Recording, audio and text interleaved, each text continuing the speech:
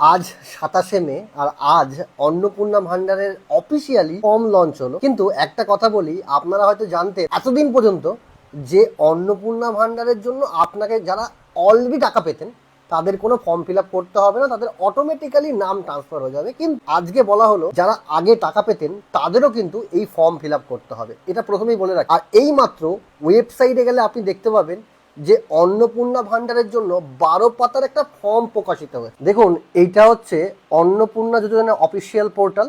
এ দেখুন, ডাউনলোড অন্নপূর্ণা যোজনা ফর্ম। এখানে ইংলিশেও আছে, বাংলাতেও আছে। আমি আপনাকে বাংলায় ডাউনলোড করে দেখাচ্ছি।